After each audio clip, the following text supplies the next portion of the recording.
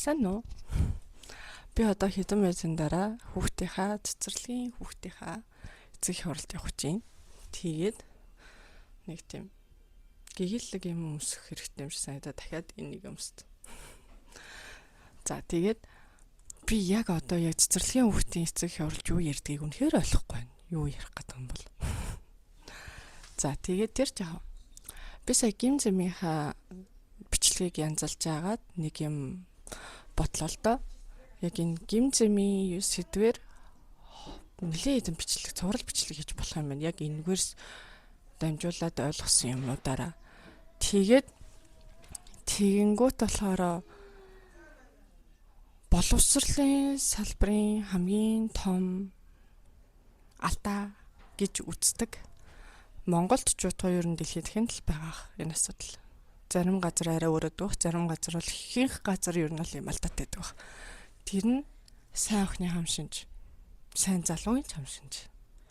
Ер нь бол энэ хүйс хамаарахгүй сайн миний хамгийн алдаа гэж боддог юм боловсролын салбарт алдаа гэж боддог юм болохоор сайн гэдэг хүүхдүүд байгаа шүү дээ.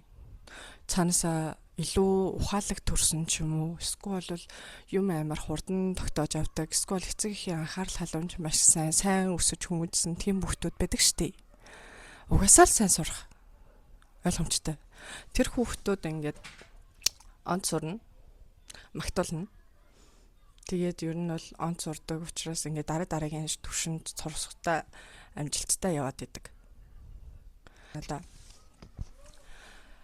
Сайн хүүхдүүдийн ингээд багш нар дуртай. Тэгээд багш нар тэр хүүхдүүдэд илүү анхаардаг, тэр хүүхдүүдийн төлөө илүү хичээдэг, тэр хүүхдүүдэд илүү хэм зааж өгье гэж боддог.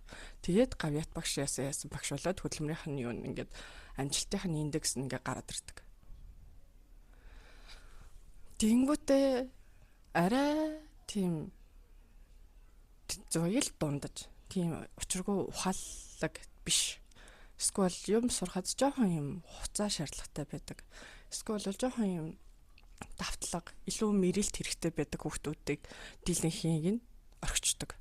Ингээд ерөөсөө жишээ нь 30 эд хүүхдтэй байлаа гэж бодоход 1-2 хүүхдийг л ингээд багш яг ингээд олимпиадад бэлдүүлээл ингээд яваад бусдыг нь ингээд хайчдаг.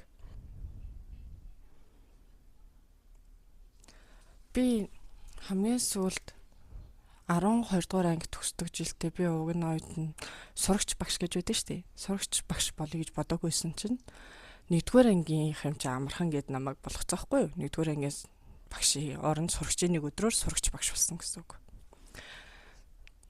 Нэг найзтайгаа хоёлаа. Тэгээд тэгсэн чинь 1-р ангид сурдаг 3-р салааны хойно суудаг 1-2 хүүхэд байсан. Одоо тэр хүүхдүүд яг яаж амьдарч байгаа, яаж сурж байгаа гэдгийг би үнэхээр мэдэхгүй байна. Тэр хоёр хүүхэд ингээд хоёр биенийхээ цамцсан дээр зураад, балаараа зураад би хөөе болоор минь ингэж болохгүй шүү гэд. Тэгээ би бүр ингээ гайхаад дараагийнх нь завсарлаганаар багшийн дуудаж байгаад энэ хүүхэд ингээд байна. Яагаад ингэж байгаа юм бол та хэлэхгүй миний үг тоохгүй нэгэд битгсэн аахгүй гэсэн чинь. Уусаа тэгдэв. Бусдандаа гай болохгүй бол зүгээр суучиг. Би энийг одоо хүртэл мартаж чаддаггүй байхгүй юу? Ерөөсөө л боловсролын систем мундаг багш нарын хийдэг буруу зүйл ерөөсөө л энэ. Сайн хүүхдийг ингээл айгуу гоё болгочдөг, муу хүүхдийг орхичдөг. Ингээ бусдад нь гай болохгүй л байвал баярлдаг. Уг нь бол нийгэмд бид нар бүгдээр оршин ш. Тэр ганцхан сайн хүүхдүүд биш, эсвэл дундаж хүүхдүүд биш. Бүр тийм хамгийн хойно сууж байгаа тэр хүүхдүүд ч гэсэн ингээ бүгдээр хамтдаа орших байхгүй юу? Энэ хүүхдүүдийг багаас нь засаж аваад ингээд анхаарал тавих, үзүүлэх ёстой гэр бүл тийм хүмүүс багш нар ерөөсөө анхаардаггүй. Яагаад анхаарахгүй байгаа та нар? Анхаарах ёстой биш үү? Энд чи алдаа үсттэй.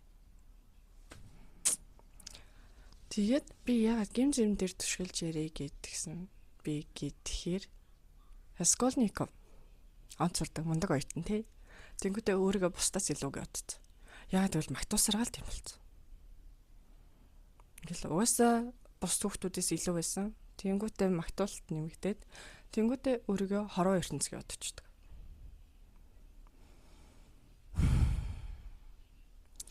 Тэгээд яг найз нь байгаа штэ. Бас адилхан төлбөрийн чадамжгүй болоод сургуулиасаа завсардж байгаа Расмухин. Гэтэ Расмухины хав архиудаг. Тэрийг л үлвэлвэл. Тэрнээс бусдаар бол орчуулга жижиг сажиг ажил төрөл хийгээд одоо тэр эрдэнэ мэдлэг боловсрал тарих ухаанаа ашиглаад мөнгө олдог. Харин Раскольников болохоор яг Расмухин за арай амьдралтай. Учир нь яаж л ингээд өөрийнхөө төлөө хөдөлмөрлөлөө байгаа хгүй юу? Мөнгө төгрөгөө олоод жижиг сажиг ажил хийгээд байгаа. Харин Раскольников болохоор тийм жижиг сажиг ажил хийх нь дорд зүйл гэж үздэг. Тэгээд ингээд тийм юм жижиг сажиг юм хийвэл би ингээд энэ юм бодох тийм өөрийнхөө тийм тийм тэнгэрлэг юм хийх цаг олдохгүй тийм жижиг сажиг юм зарцуулах цаг хугацаа байхгүй учраас тэр хийхгүйгээд юу ч хийхгүй зүгээр л тэр авс шиг өрөөдөө бичдэг. Юм бодвол скул гадар дотор анзаарснаа алхаал явчихдаг.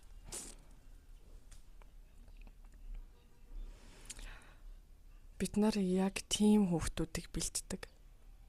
Ингээд харахаар хамгийн онц сурлагатай хүүхдүүдэд чинь тогтолцоо ашиггүй, тогтолцоо ч явахදී энэ байдал ашиггүй, муу сурдаг хүүхдүүдэд ч ашиггүй байхгүй юу? Тэгэл дундчууд нь бол тийж аваад гайгүй амьдарч юм. Ер нь ингээл нийтээрээ болохгүй байгаа хгүй юу? Сайн нэг 2 гишүүн бивлсэн. Та нар мэдж байгаа тий. Нара Баярмаа 2 гишүүн.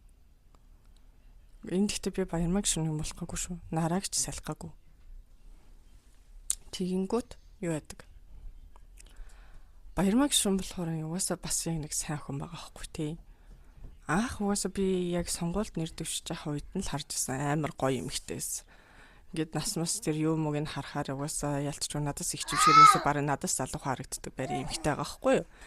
Тэгээд угаасаа тийм гоё байж иж заавал нэг тийм жижигэн Нараа чи бэж идэхгүй гооч штий.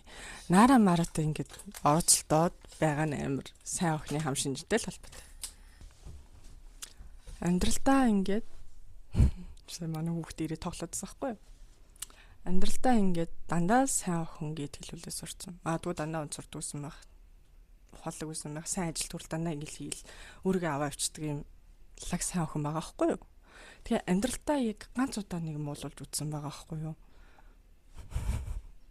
Уусаа тэнэг хүмүүсийн зиндаанд нь очиод тэнэгтээд байдаг болчдөг хгүй юу сайн охины синдромч. Уусаа амьдралдаа тэгж муулуулж үзээгүй хүн чинь тэгээд би тийм биш би тэгжсэн би ийм мундаг би чадвартай хүн гэдгийг хэлхийг хүсэн шүү дээ.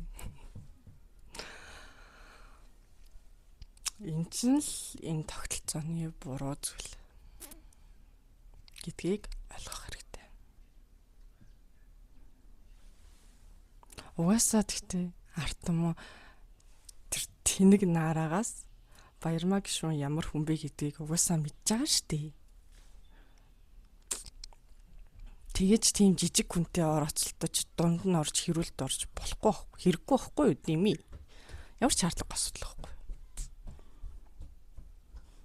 Яна тэр манай хүүхдийн толгой. За. Би үүндээ дахиад бичлэг хийх хэрэгтэй юм шүү байна. Дараа нь хүүхдээ унтуулж аваад эсвэл цэцэрлэгтээ явсан.